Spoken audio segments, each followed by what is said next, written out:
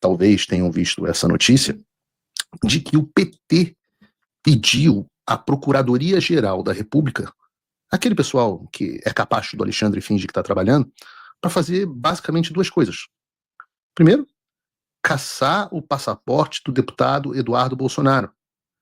E segundo, já que o meu passaporte já está cassado e cancelado há 2 anos, 2 anos e 3 meses, já que o meu passaporte está cancelado há 2 anos e 3 meses, eles resolveram que é uma boa pedir a minha prisão preventiva. Deixa eu ler só alguns trechos dessa matéria, que está disponível lá no site do Paulo Figueiredo Show. O líder da bancada do PT na Câmara dos Deputados, Lindbergh Farias, do PTRJ, e os deputados Guilherme Boulos, o rapaz dessa reunião deve ter sido...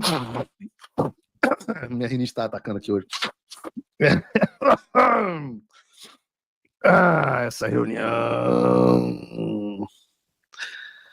Então, Lindbergh Farias e Guilherme Boulos, e Rogério Corrêa, que eu não sei quem é, do PT de Minas Gerais, o João Gabriel deve saber quem é, apresentaram na quinta-feira representações contra o deputado federal Eduardo Bolsonaro na Procuradoria-Geral da República. Nos documentos, eles pedem investigação criminal do filho do ex-presidente Jair Bolsonaro por crime de lesa pátria e de conspiração contra o governo... Eu não consigo ler sem rir esse troço. E de conspiração... Eu estou lendo aspas, eu não posso fazer nada, é o texto do teleprompter que está na petição que esses caras apresentaram. E de conspiração contra o governo brasileiro com parlamentares dos Estados Unidos. Também cobram a apreensão do passaporte de Eduardo Bolsonaro. Diz a petição: o representado, em total de sintonia com a realidade, atentando contra os interesses nacionais, patrocina em Estado estrangeiro retaliações contra o seu próprio país e também contra integrantes do Supremo Tribunal Federal, diz o trecho da notícia clínica divulgado pela CNN Brasil. Aí, pelas redes sociais, o deputado Lindbergh ainda ressaltou que Eduardo não pode ser presidente da Comissão de Relações Exteriores da Câmara e ainda disse que ele tem que ser cassado e responder aos seus crimes. Nós queremos que abram investigação criminal contra essa turma e caçem seu passaporte. Essa turma não vai nos calar e nos intimidar com interferência. Nós que não vamos calá-los. Né? Essa turma não vai nos calar e nos intimidar com interferência externa dos Estados Unidos. Também estamos pedindo a prisão preventiva do Paulo Figueiredo, neto do general Figueiredo, denunciado por tentativa de golpe. É engraçado que o meu nome tem que ser vir sempre com 5 adjetivos. Denunciado por tentativa de golpe, que também está agindo para tentar interferir em decisões judiciais. Sem anistia, como diz a Anitta, escreveu o líder do PT na Rede X. Já o deputado Rogério Corrêa disse que Eduardo Bolsonaro tem desmoralizado a justiça brasileira e o STF. É verdade. Ele vive nos Estados Unidos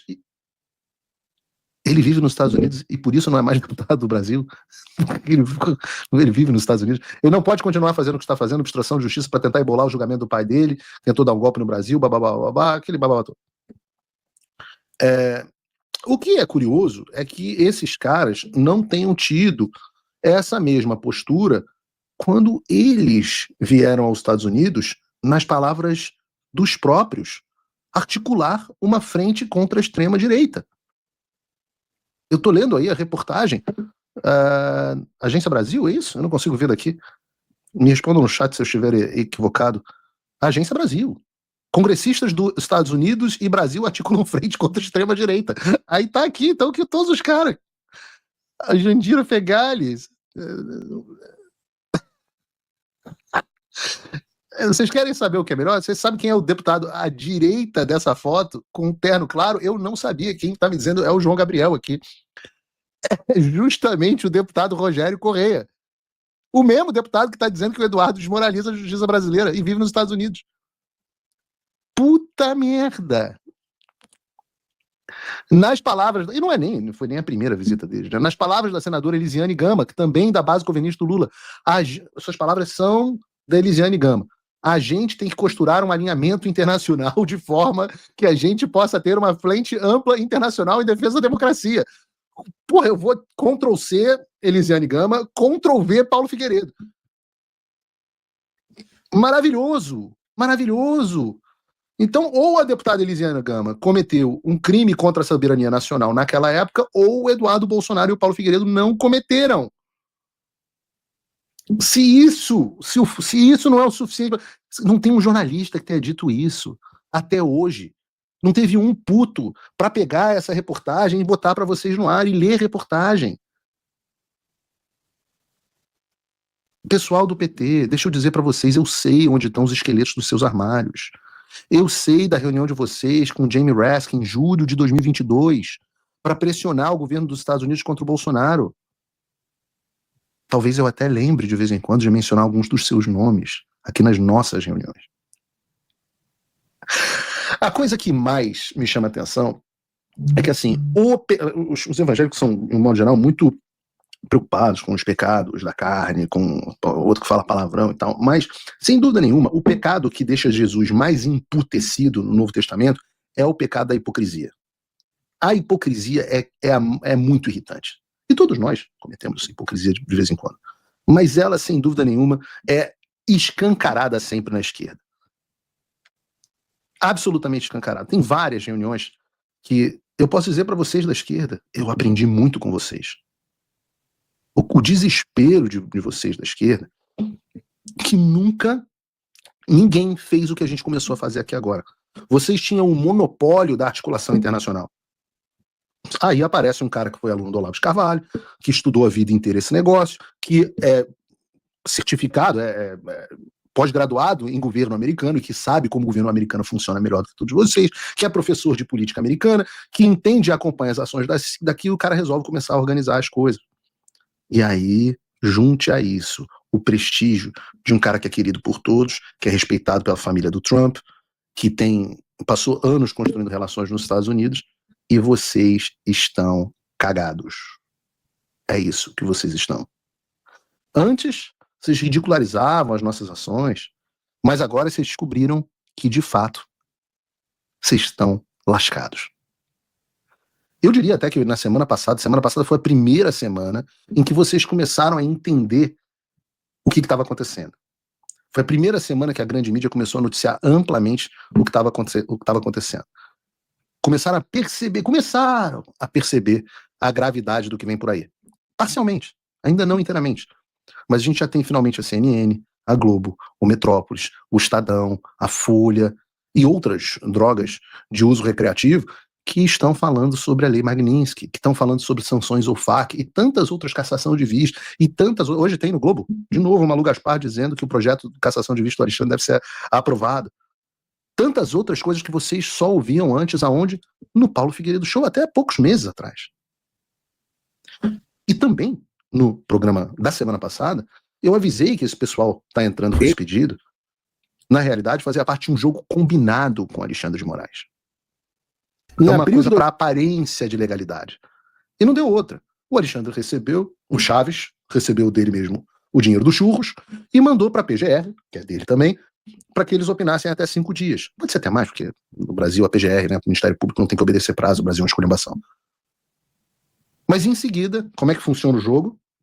O Chaves vende churros pro Chaves, né? E tem a imprensa, que também é deles. Os jornalistas do UOL, da Folha, dizendo que a medida tem cabimento sim. Né? Um deles é esse aqui, o próprio Eduardo Bolsonaro colocou no seu perfil do X.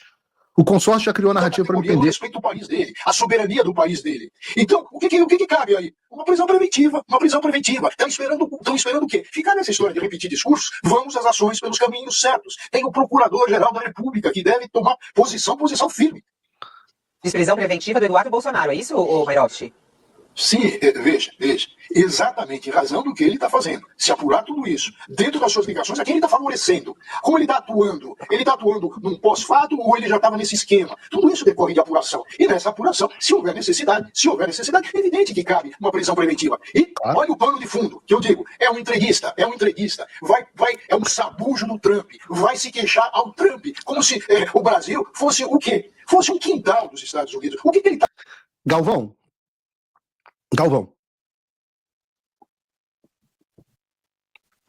Cadê o pessoal do chat?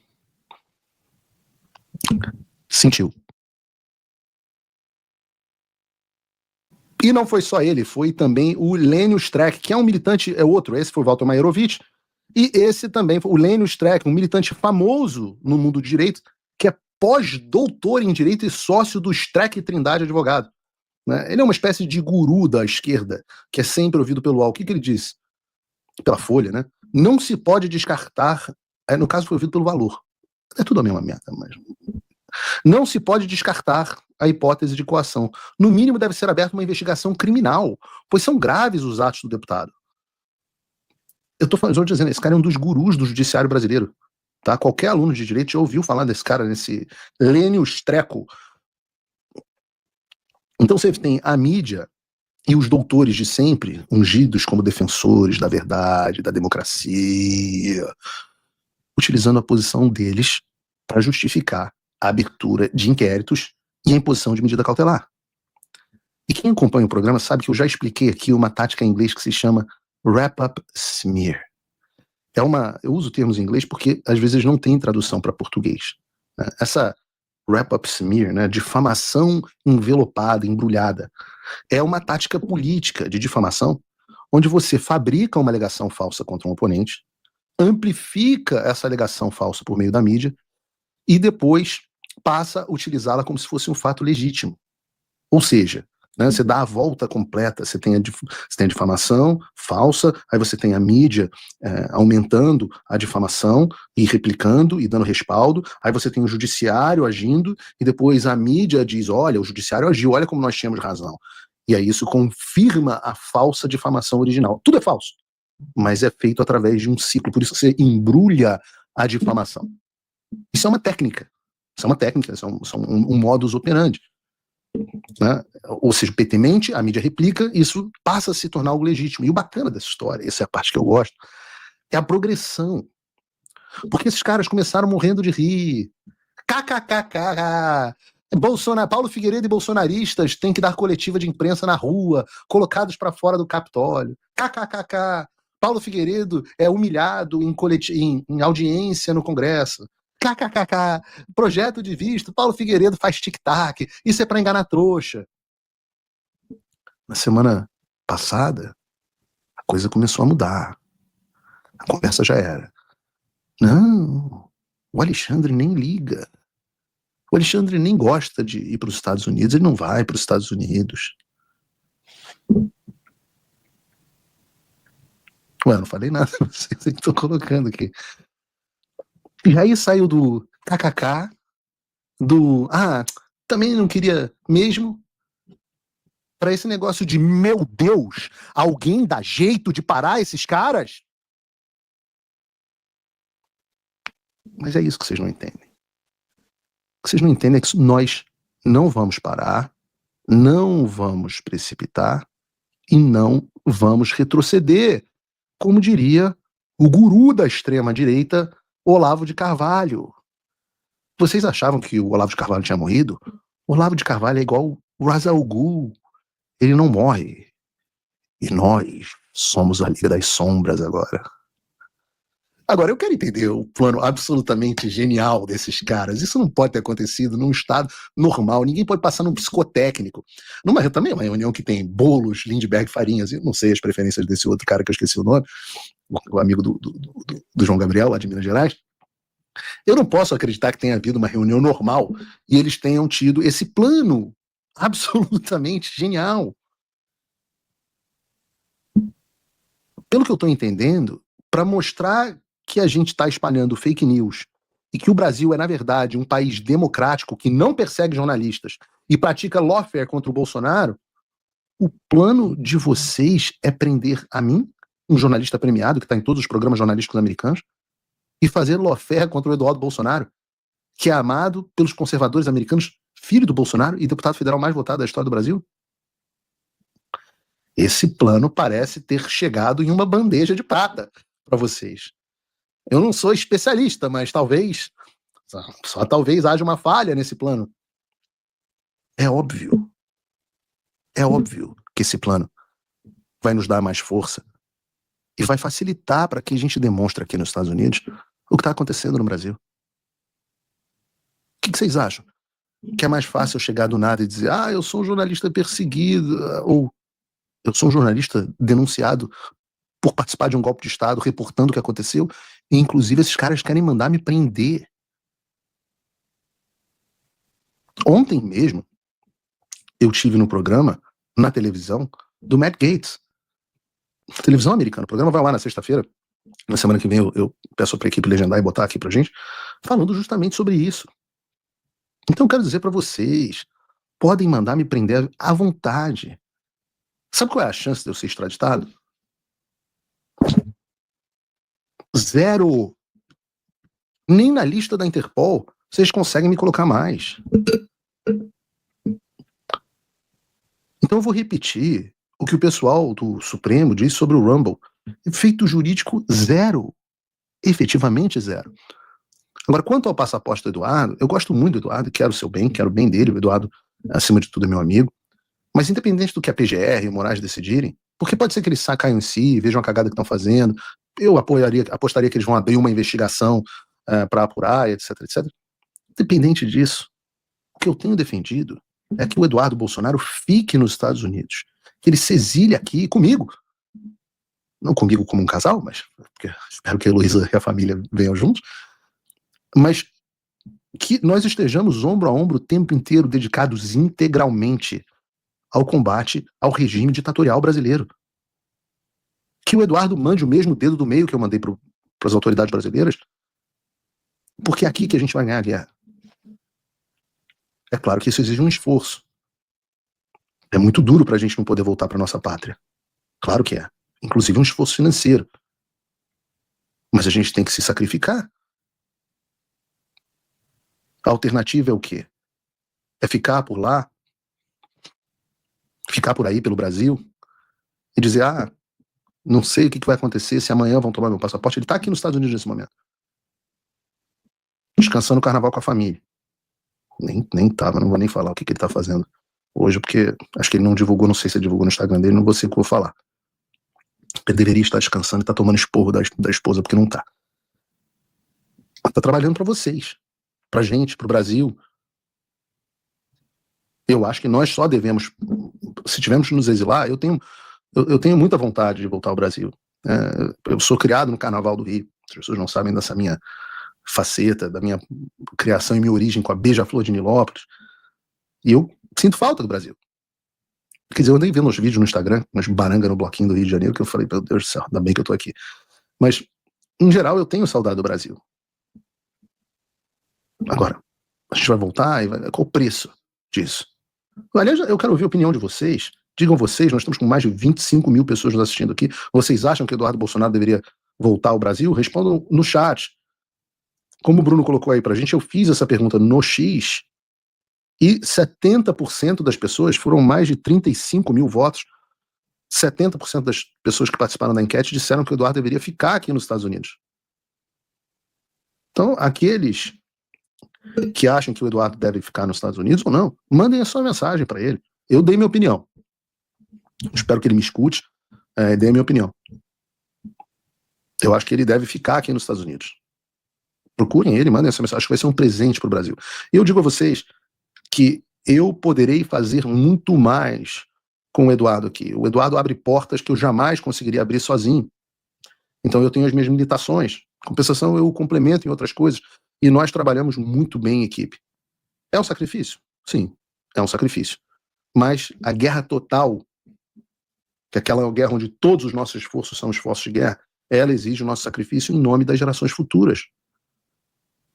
Eu repito o que eu disse na última semana, nem um único passo para trás.